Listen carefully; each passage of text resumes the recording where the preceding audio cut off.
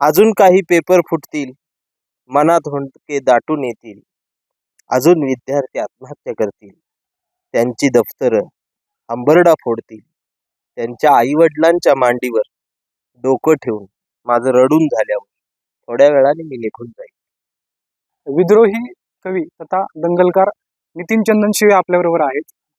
काय सांगाल तुम्ही आज बारामतीत आलात? नमस्कार. प्रत्येक वेळेला बारामतीमध्ये येत असतो, पण आजचं बारामतीला येणं,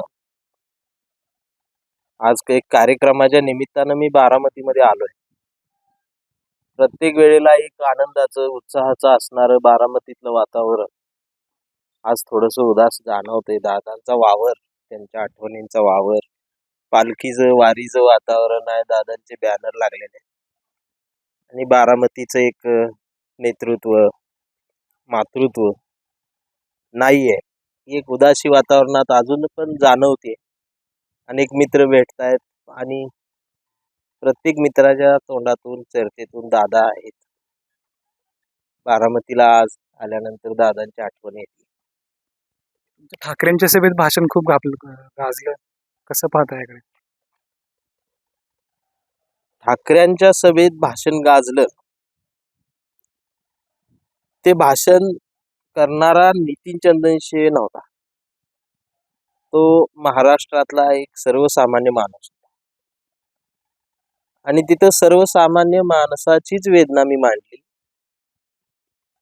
आणि ती संधी मला संजय राऊत साहेबांनी दिली. माझ्यातल्या वक्तृत्वाला, कवितेला राऊत साहेबांनी एक चांगली संधी मला दिली. त्यातून मी महाराष्ट्रभर पोहोचलो. मी त्याकडे आनंदानंच पाहतो.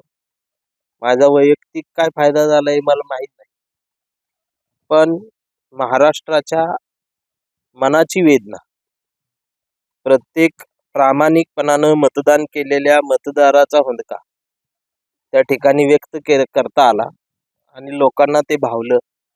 या पद्धतीने मी त्या प्रसंगाकडे पाहतो. त्या भाषणामुळे तुमच्यावर टीकाही करण्यात आली. टीका माझ्या काय असं डायरेक्ट कोणी बोललं नाही. कुठल्या प्रकारची टीका मला समजलं नाही.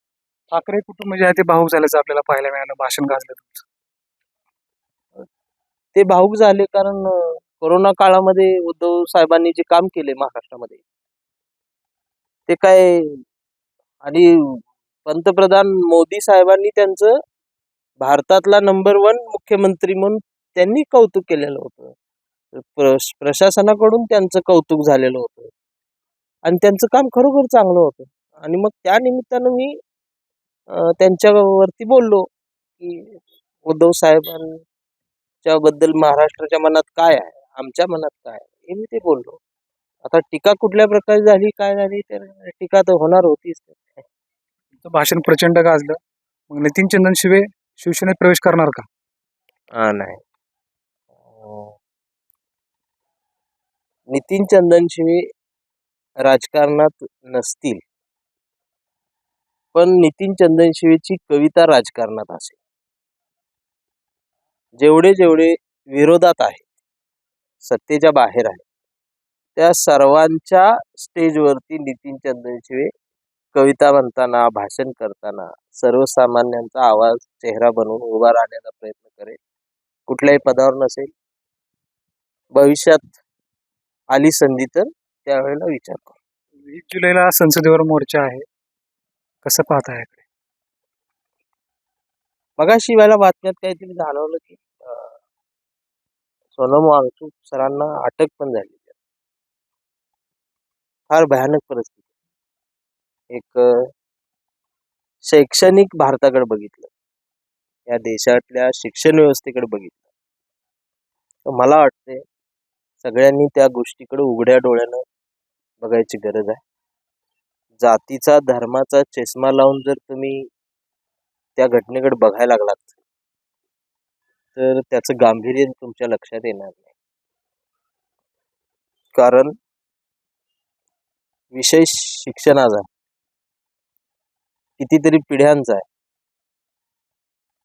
ज्या देशातली शिक्षण व्यवस्था खिळखिळी होते, तो देश उभा व्हायला बराच काळ जावा लागतो. त्यामुळं मी त्या गोष्टीकडं पाहताना एवढंच म्हणेन की सरकारनं त्याची गांभीर्यानं दखल घ्यावी. शिक्षण मंत्र्यांनी नैतिक जबाबदारी स्वीकारावी आणि त्या पदाचा राजीनामा त्यांनी द्यावा. असं जर घडलं तर प्रत्येक भारतीयाला या देशात लोकशाही आहे याचा पुरावा द्यायची त्यांना संधी आहे. विद्यार्थ्यांच्या आत्महत्या होणं ही काय मान उंचावून सांगण्याची गोष्ट नाही. एक लडाखच्या मातीतला शास्त्रज्ञ शिक्षक उभा राहतोय.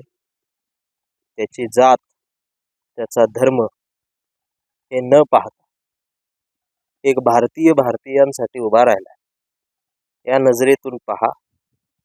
सत्तेच्या लाभार्थ्यांनाही माझं सांगणं आहे, या सत्तेचा लाभ मिळतोय म्हणून तुम्ही त्यांच्या बाजूने बोलू नका.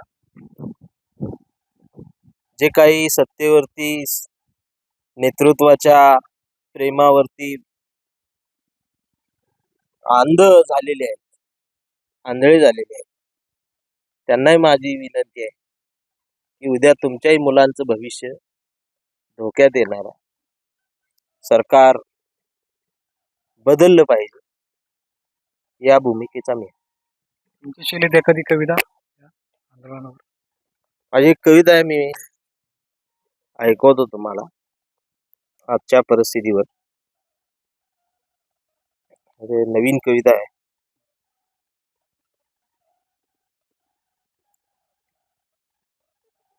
मी निघून जाईन, रागावू नका, चिडू नका, ढकलून देऊ नका, थोड्या वेळाने मी निघून जाईन. त्या बिचाऱ्याने 4 थेंब पडलं म्हणून रान पेरलेलं आहे. त्यासाठी 7-12 ठेवून कर्ज काढलेलं आहे. कर्जमाफीच्या घोषणा ऐकून ऐकून तो फांदीला लटकल्यावर थोड्या वेळाने मी निघून जाईल. थोड्याच दिवसात निवडणुका होतील. अंधारात नेते एकमेकांना मिठ्या मारतील. कार्यकर्ते मात्र एकमेकांच्या जीवावर उठतील. आयुष्याचा भंडारा झाला तरी चालेल, पण ते भाऊचाच गुलाल उधळतील. मध्यरात्री गांधी हसत हसत वस्तीमध्ये मुक्कामी आल्यावर थोड्या वेळाने मी निघून जाईल. हिरवे, भगवे, निळे, पिवळे पेटलेले आहेत खूप. दंगलीच्या मीटिंगमध्ये समविचारी भेटलेले आहेत खूप. आता इतक्या दंगल होईल, माणसं मरतील, गावं जळतील. त्या आईचा हंबरडा ऐकून झाल्यावर थोड्या वेळाने मी निघून जाईल. अजून काही पेपर फुटतील, मनात हुंदके दाटून येतील. अजून विद्यार्थी आत्महत्या करतील. त्यांची दफ्तरं हंबरडा फोडतील. त्यांच्या आईवडिलांच्या मांडीवर डोकं ठेवून माझं रडून झाल्यावर थोड्या वेळाने मी निघून जाईल. ऐकलीत ना माझी वेडी वाकडी कविता? आता काही जण माझी जात तर काही जण माझा पक्ष सोडतील.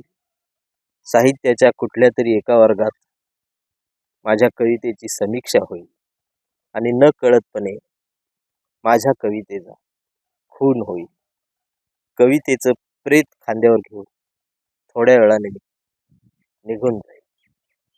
हताशपणातून आलेली ही रचना आहे. मला वाटतंय निघून जायची वेळ येऊ नये. थोड्या वेळाने मी निघून जाईन. म्हणजे लोकशाही ही बोलतीये. अगदी प्रामाणिकपणानं समीक्षा करणाऱ्याला मी या शब्दाचा अर्थ त्याला कळेल. आपण सर्वांनी जागे राहू. शिव शाहू फुले आंबेडकरांचा हा महाराष्ट्र देश आहे. भगतसिंगानं हसत हसत घेतलेली फाशीवर इंग्रज सरकारच्या विरोधात केलेलं बंड, भगतसिंगाचा हुंदका आज या देशात आहे. मला वाटतंय त्याला काय वाटत असेल भगतसिंगला की मी कुणासाठी केलं. आजच्या या देशातल्या प्रत्येक तरुणानं दररोज उठल्यानंतर भगतसिंगांची आठवण केली पाहिजे. ते गरजेची आहे. त्याशिवाय पर्याय नाही. कारण या देशातला शेतकरी आणि विद्यार्थी याला सगळ्यात आधी प्राधान्य दिलं पाहिजे. त्याच्यावरती बोललं पाहिजे, त्याच्यासाठी उभं राहिलं पाहिजे. परंतु फ्रीज खराब झाल्यानंतर एका कालच्या घटनेमध्ये ते बर्फ साठून साठून शिवलिंग आकार तयार झाला. त्याचं दर्शन घ्यायला गर्दी झाली. परंतु विद्यार्थ्यांसाठी, शेतकऱ्यांसाठी भारतीयांची गर्दी व्हावी त्याची वाट बघत मी फक्त बसणार नाही, पण कविता लिहिणार आहे, बोलणार आहे आणि एक भारतीय म्हणून भारतीयाशी संवाद साधत राहा. धन्यवाद. सध्याच्या महाराष्ट्राच्या परिस्थितीकडे कसं पाहताय राजकीय? सध्याच्या महाराष्ट्राच्या राजकीय परिस्थितीकडे पाहताना एक सर्वसामान्य माणसांशी आम्ही चर्चा करतो. आम्ही सर्वसामान्य आहोत. विश्वासच कुणावर राहिला. आम्ही निवडून देतोय तो शेवटपर्यंत राहील का याच्यावर विश्वास नाही. आज मी बारामतीमध्ये आहे. बारामतीमध्ये चर्चा सुरू आहे. साहेब जाणार आहेत काय येणार आहे. आता तो भाग नंतरचा. पण फोडाफोडीचं, पक्ष फोडण्याचं, घर फोडण्याचं, नाती तोडण्याचं हे जे राजकारण सुरू आहे किळसवान आहे आमच्यासारख्या. तुम्हाला निवडून दिले 5 वर्ष, तुम्ही काम करा. 5 वर्षानंतर जनता ठरवेल तुम्हाला पुन्हा द्यायचं का नाही द्यायचं. पण तुम्ही एका पक्षात राहतात, इथून निवडून येतात, सत्तेत जातात. राजकारण काही बरोबर राहिलं नाही. अजितदादांची आठवण येते. अजितदादा फार उशिरा एकदा म्हटले होते की राजकारण फार वांगाळ आहे. तर आज खरोखर बारामतीमध्ये सुद्धा येऊन असं वाटते की दादांचं वाक्य खरं आहे की काय. दादांचा विषय निघाला म्हणून तुम्हाला विलिनीकरण होणार होतं दोन्ही राष्ट्रवादींचं. सध्या तर झालं नाही. पण एनडीए मध्ये शरद पवारांचा पक्ष जाणार असल्याची चर्चा आहे. जयंत पाटलांना अर्थ खतम येणार असल्याची चर्चा आहे. सुप्रिया सुळे देखील केंद्रात मंत्री होणार आहे. काय वाटतं? हे तर्कवितर्काच्या गोष्टी आहेत. तसं जर झालं तर सर्वसामान्य माणसाला एक शेवटचा म्हणून जो विश्वास राहिलेला आहे थोडाफार लोकशाहीवर, इथल्या व्यवस्थेवरती, जर आता तुम्ही नावं घेतले, जर सगळे गेले सत्तेत आणि मंत्रीपद मिळवली तर हा राहिलेला सगळा विश्वास निघून जाईल. पण माझा एक असा विश्वास सांगतो की ज्या पुरोगामी विचारांना घेऊन पवार साहेबांनी महाराष्ट्रात राजकारण केलं, हा विचार उभा केला, तो विचार असा ते एकाकी टाकून जातील असं मला वाटत नाही. शरद पवारांचं राजकारण कळत नाही कोणाला. ते काय करतील काय नाही ते समजत नाही. 2019ला आपण पाहिलं, शिवसेना आणि राष्ट्रवादी काँग्रेस एकत्र झाले आणि ते सत्तेत आले. परत अजित पवार बाहेर पडले. अजित पवार सत्तेत गेले पण शरद पवार सत्तेत गेले नाही. पण आता चर्चा आहे की शरद पवार एनडीएमध्ये जाणार. गेले तर काय परिणाम होईल काय? ते गेले तर त्यांच्या कार्यकर्त्यांचं भलं होईल, त्यांचं भलं होईल, त्यांच्या आमदार खासदारांचं भलं होईल. पण लोकशाहीचं महाराष्ट्राचं फार मोठं नुकसान होईल. पुरोगामी विचाराचं नुकसान होईल. चळवळींचं फार मोठं नुकसान होईल. शेतकऱ्यांचं फार मोठं नुकसान होईल. म्हणून माझी विनंती राहील की तुम्ही एक आधार आहात सर्वजण. शेवटचा काँग्रेसी विचार घेऊन वगैरे उभे आहात. आज उद्धव साहेब इकडून लढत आहेत. त्यांच्या पक्षाचे खासदार 6 गेले. शिवसेनेचे जरी खासदार आमदार जात असले तरी तळातला जो शिवसैनिक आहे मूळ, तो शिवसैनिक कधी हल्लेला नाही बाळासाहेबांचा. तो आहे संजय राऊत साहेबांसारखे ओरिजिनल शिवसैनिक आज एवढं झाल्यानंतर सुद्धा उभे आहेत. तर ही ताकद आहे शिवसेनेची. पक्ष फुटतोय उद्धव ठाकरेंचा, काय कारण आहे काय वाटतं? आमदारही जाणार असल्याची चर्चा आहे. कारण काय नाही? उद्धव ठाकरे कुठं कमी पडतात का? उद्धव साहेब कमी पडतात असं म्हणता येत नाही. कारण जेवढे खासदार गेलेले आहेत ते गेल्यानंतर त्यांचं प्रत्येकाचं स्टेटमेंट असतं की उद्धव साहेबांवरती माझं खूप प्रेम आहे. पक्ष का सोडतात ते? पण 8 दिवसानंतर त्यांचे स्टेटमेंट बदलत जात आहेत. मग ते टिकाडवरती येतात. म्हणजे त्यांना कोणीतरी सांगतंय पक्ष उद्धव साहेबांचा शिवसेना पक्ष फुटला याची बातमी होते. पण पक्ष सगळ्यांचेच फुटतायत, सगळ्यांचेच खासदार तिथे जात आहेत, सगळ्यांचेच खासदार पळतायत. बातमी शिवसेनेची होती आणि शिवसेनेनं महाराष्ट्राला मुख्यमंत्री दिलेला होता. त्यांच्याबरोबर जे झालं महाराष्ट्रामध्ये ते महाराष्ट्रानं बघितलं होतं. ते सरकार आवडलं होतं महाराष्ट्र उद्धव साहेबांचं. ते पुन्हा डावपेच करून पुन्हा हे करून शिवसेना उद्धव बाळासाहेब ठाकरे यांच्या शिवसेनेला संपवण्याचा ही विकृती प्रयत्न करते असं दिसतंय. पण गावगाड्यावरचा मी माणूस आहे. मला त्यांना सांगायचं आहे की बांधावर राबणारा शिवसैनिक, ते मुंबईमध्ये चाकरमानी म्हणून काम करणारा शिवसैनिक,